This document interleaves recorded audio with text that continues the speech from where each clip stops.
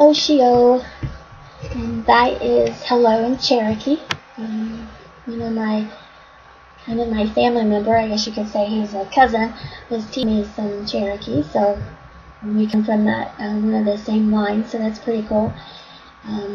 See, Oshio is hello, and then Tanakia is goodbye, but we're not going to goodbye yet.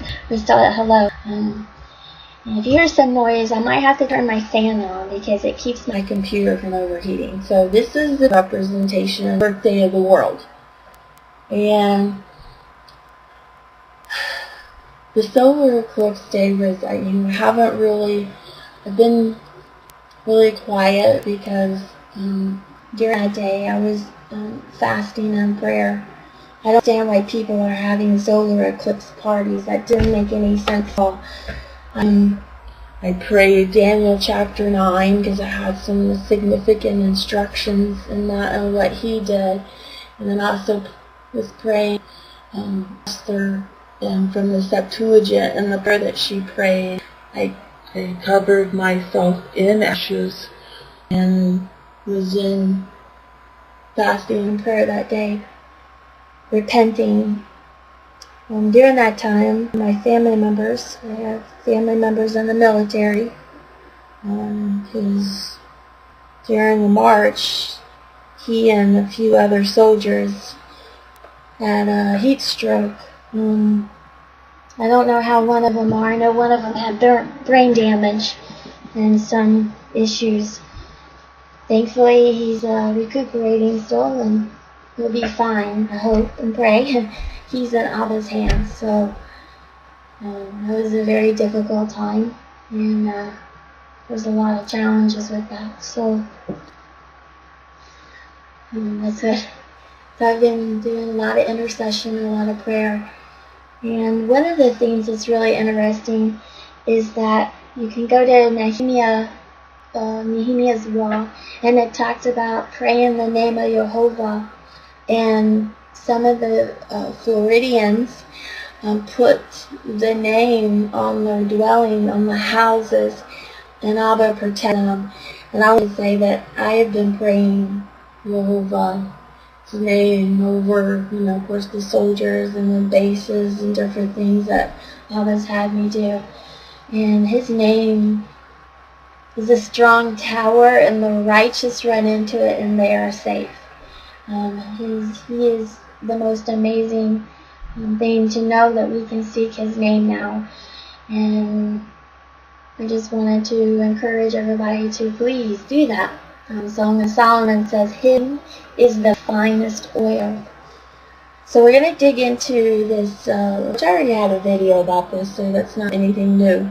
But I'm still working on this concept of what this is and some things that are hidden. So in the Dead Sea Scrolls, you can go to my other videos about that. I've showed you about the book before. Again, this is building line upon line and precept upon precept. He started me out small. Just post your poetry, okay. And then he builds from there, and that's how he wanted it. He wanted someone, I know nothing, to present information as someone learns, so people can get intimidated or it gets overwhelmed. And he wants normal people to understand that you just have a hunger and a thirst for him and for righteousness. And he says you will be filled. So we know that the spring begins the year because that's a bee, but Tishrei, New Year's Day, is day 1 of month 7, is always on a Wednesday. And the reason why is because Abba made the sun, the moon, and stars on the 4th day of the week. Now, to me, that's it's very logical. I don't know how anybody can confuse that. So that makes sense. So on page 382, the Hebrew word is Dalet Vav Kuf. And so for centuries, apparently, this has been confusing. So why am I taking a stab of it? Maybe I'm a glutton for punishment. I don't know. But I like the thinking about, okay, what is Abba trying to reveal? He's hidden things for those that want seek for him. You know, he's just amazing. So it talked about this means carefully examine. But what is being examined? That is a very good question. I love it when he asks questions.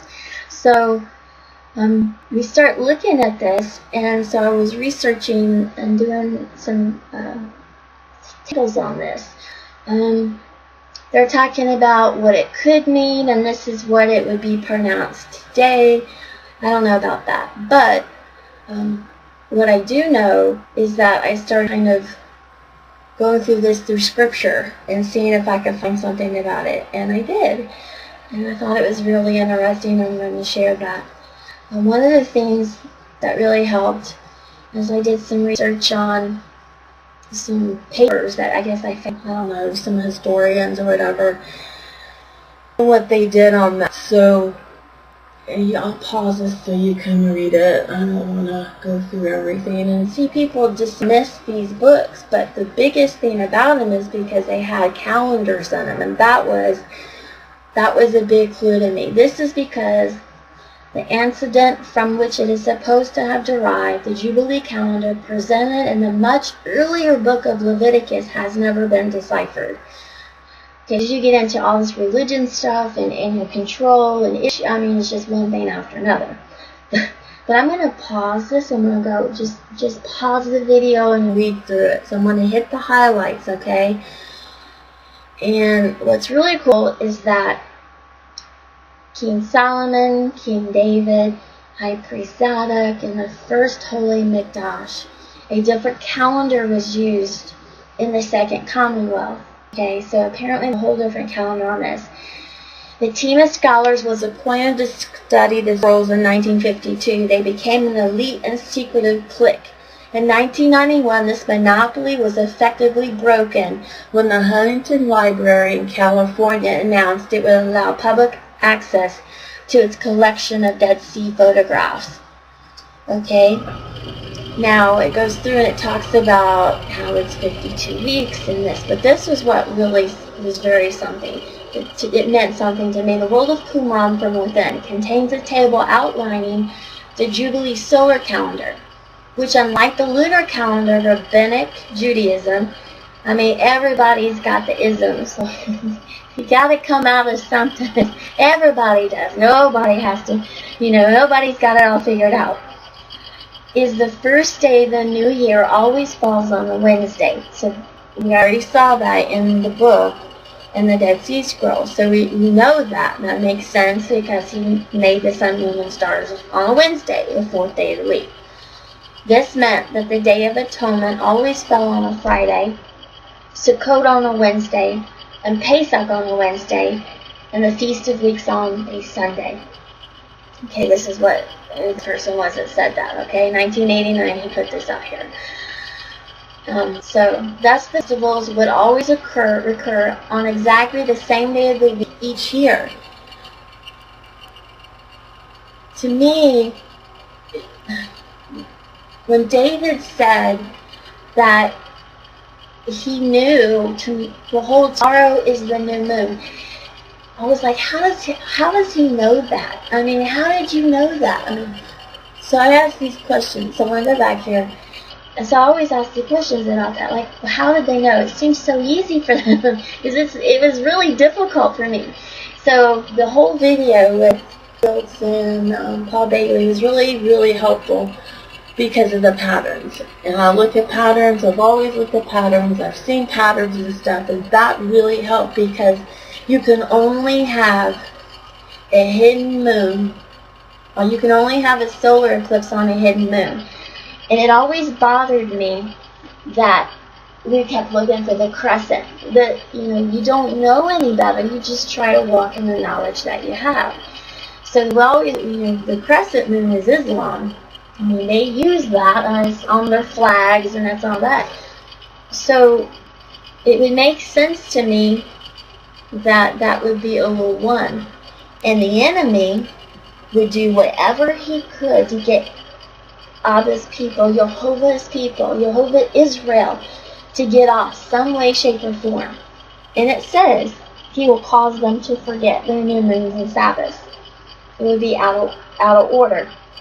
So if he originally designed everything perfectly ordered, then the enemy is going to do whatever he can. He's had thousands of years to do this. So if Islam uses the crescent, then I always wonder, well, there's got to be a way, there's got to be something that happened. So I dug a little deeper. So here we go. So David means beloved, said to Jonathan, Jehovah has given. That's what Jonathan means, or Jonathan. Behold, tomorrow is the new moon. I ought to sit down and eat with the king, but let me go that I might hide myself in the field. This word is really, this is what I based this on, this research, okay? Hide myself in the field, which we know is a lul, until the third evening. If your father misses me at all, then say, David, earnestly ask leave of me to run to Bethlehem, his city, because it is the yearly sacrifice there for the whole family. So Bethlehem means house of bread, with a strong combination of house of battle. So Yom Kippur, the king is in the palace, Jehovah reveals himself in all his majesty. During Elul, however, the king is in the field. Jehovah reveals himself at a level which can be apprehended by man within the framework of his mundane reality. However, Jehovah descends to this level not only in order to make himself accessible to man, rather, to borrow the terms of the analogy, the king meets his people in the field because a field has intrinsic value. In going out to the field, the king makes himself accessible to his people. It is the people, however, who take the step of turning to him, the teshuvah, the repentance.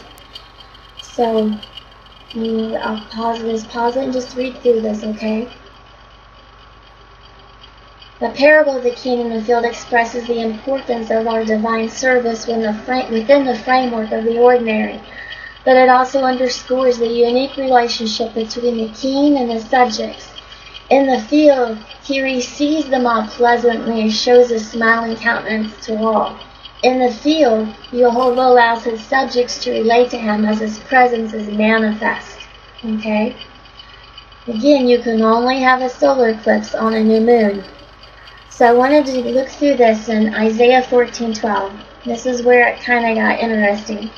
So it says, your pomp and the music of your harps have been brought down to Sheol. Matter spread out as your bed beneath you, and worms are your covering.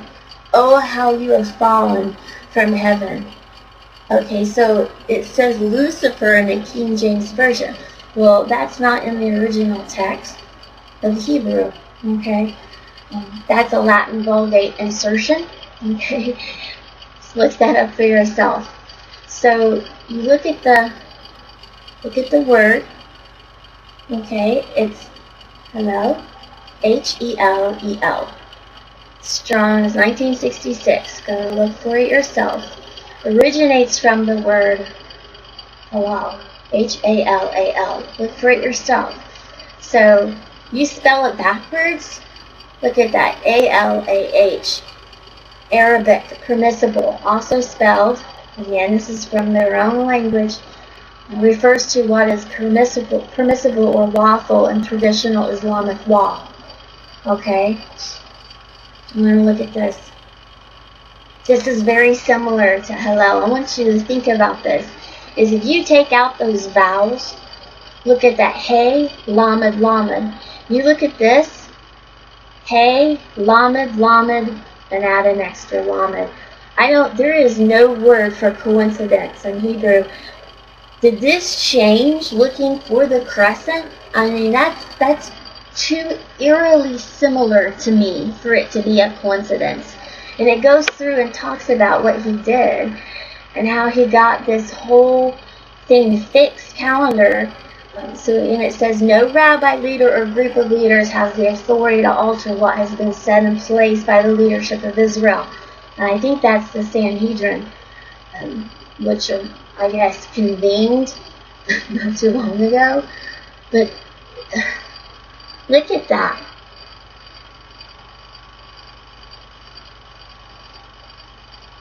I'll just pause it and let that sink in for a minute.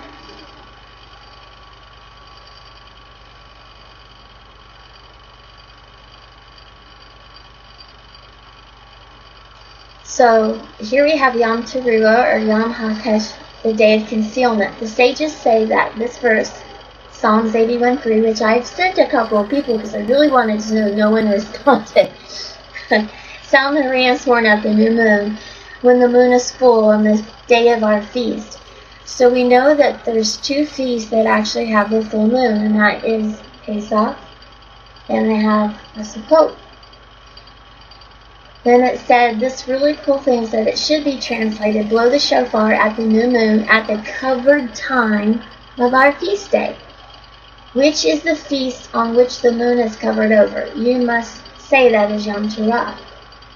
So here, there's Psalm 27:5, for in the time of trouble he shall hide me in his pavilion, in the secret of his tabernacle shall he hide me. He shall set me upon a rock. So Yom HaKesed, the day of hiding, or the hidden day, and it goes through and it talks about Haga means to conceal, cover, or hide. Every morning during the month of Elul, the trumpet is blown to warn the people to turn back to Jehovah, except on the 30th day of Elul, the day preceding Rosh Hashanah.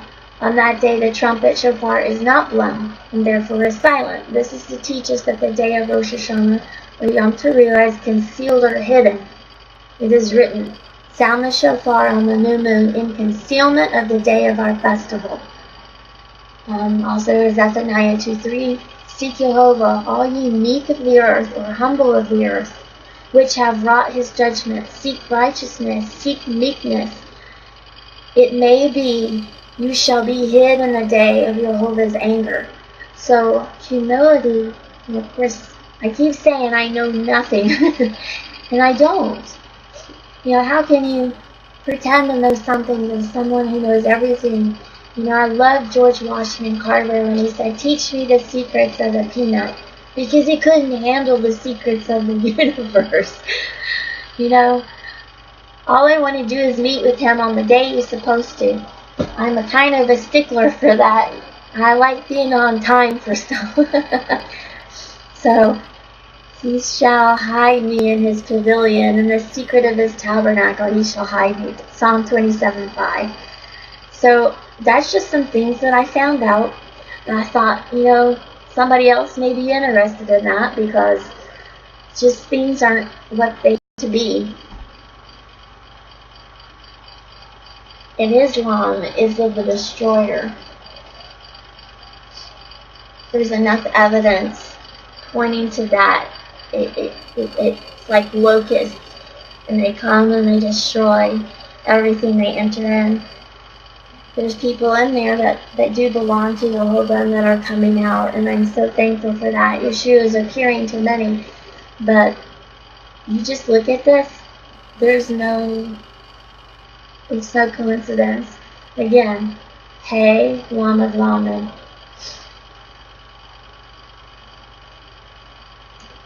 Hey, Lamed, Lamed, Lamed. You just take out those, just kind of shocking, I guess that would be the word for it. So, I did a code table on, what did I put in? Wednesday, because I had done this last year. I was looking for something, and the search term was Wednesday. It came up in a skip of 40, and it was in, let's see here, Jeremiah 2:34 to 3:12, again a skip of 40, and here's where it started at, the Yod, Wednesday, okay? Lift up your eyes to the high hills and see where you have not been lain with. On the roads have you sat for them. Okay, well it goes on. And I said after she had done all these things, return to me. But she did not return. And her false sister Judah saw it. So here is Wednesday. That's the search term. So sometimes what I'll do, because sometimes it won't come up like the definition of what it is, but then I'll redo it and it comes up kind of a different layer or something else. So here's Wednesday, beginning this, prime, inception, start, beginning, rise, commencement, opening, which makes sense. Crystal clear, liquid, transparent, pure. Seed, first beginning, a wool. Okay. And then I redid Wednesday, and it came up prime, inception, start, beginning, opening. So I thought that was pretty interesting. Let's see if there's something else you want me to talk about. So I wanted to show this. Before the exile, the 7th month was named, is it Ethanim or Ethanim? I can't remember, but it came up one time in Scripture, and this is what they used to call the 7th month. So I had done a code table on that, and it was really interesting, but I don't know if I have that ready for this yet. What I did look at was, in the Dead Sea Scrolls, they said that they had no idea what the Dalet, the U, or the Vav, Kuf meant. So anything in Hebrew, you can know that the Vav can be an I or U or V, okay? So here's the Dalet and the Kuf, just for the actual consonants, and that means a veil or curtain. So there were some really interesting connections with that, and like a curtain hides something, okay? And then in ancient Hebrew, it's translated curtain. So Dalet, Vav, Kuf. Strong's 1852, and that's where I got this at, okay? So I'll go through that. And then, so I was working on the conceal part and hidden, just to see what would come up, because it seems like that's what he's talking about. Where did I look at this here? One of the definitions in the codes, okay. So I looked up also that one. Let me see, where's it at? And this is another name that came up in the code. So we're going to look at another code table. So I'm going to show that. Then the phases of the moon. So here we have the new moon, the hidden moon that's not seen. Okay, so if it's hidden, you can't see it. If there's a crescent, you can see that. I don't know. Kind of makes sense to me. So, just, where's that other one? And I'm so sorry I'm jumping around. I'm trying to find it, where it went to. So hide and conceal, which would be the scripture verse. Oh, I think it's the scripture verse. Let's see if it opens up. Oh yeah, Zephaniah 2:3. So perhaps you would be hidden.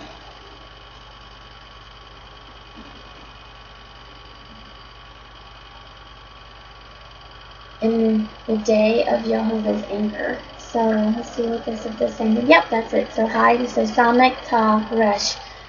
So here is what I put in. So Samek Ta Resh. And then here it came up as unwound, which I thought was really interesting. Shalah, Rawhide spear, and then I looked for the term doth, so that would be the Dalet, the Vav, and the Kuf, and that came up hidden. So what I did is I looked up some more, and I put in, again, the key codes. Let's see if this does this. Okay, so this word right here, I also did a search term for midnight, which is really interesting. I put in Esther, okay? And look at this. The setting right on top is the Aleph, and it means hidden or star. So we're going to go through and I'll just let you see what else is in here. Because you can see that I've run tables on Esther before, and you can go back and look at them and see what the concept that he's revealing.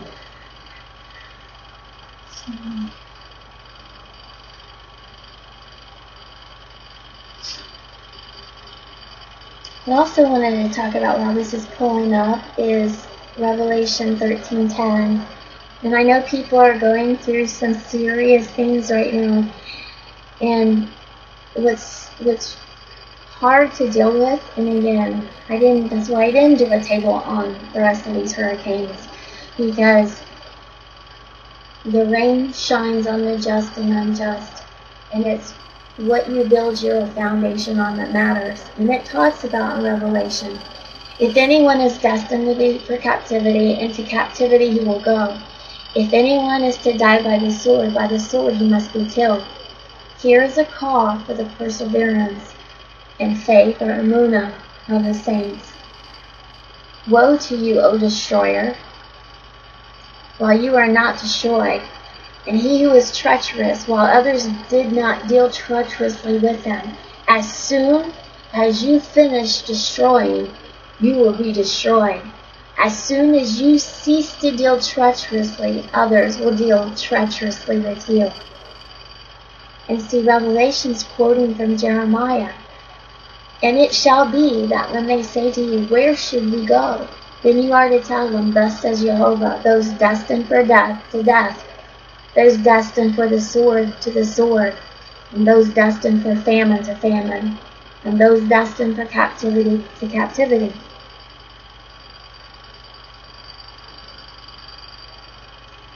Keep the commandments of Jehovah and the faith of Yeshua. You know, this is not an easy word, and there's some people that are going to be captive. Look at the Middle East right now. Look what happened to those Christians over there. Show up for his events. Keep his feast days. Keep his commandments. And maybe we'll be hidden in that day. So here's Esther, which is really cool. I'm going to show you what comes up here. Clandestine. Confidential, undercover, classified, secret. And then do. You can go through and do a word search on do with Torah. You know, it's water, and what that means. But I wanted to at least get this out here so you can, do your research, look at these words, find out, what his days are and meet him. And if you're early, I mean, really? Is that a bad thing to do early? No, I don't think so. So I would be looking for, to be able to do that in his day, in the month of Elul, before, while he's in the field. Look for him. He's coming, and he's going to reveal himself to those that are looking for him. And he's filling his temple, and it's the temple of David. It's not the temple built with hands. It's the temple that he's been designing and making, and getting ready for his presence to dwell in. And that's coming very soon. And it's not going to happen like people think it is. So, who wouldn't want to show up for the biggest event in the universe? So, look for him. Things that are hidden will be revealed. And I wanted to say to Nakia, thank you, and shalom, and keep looking up.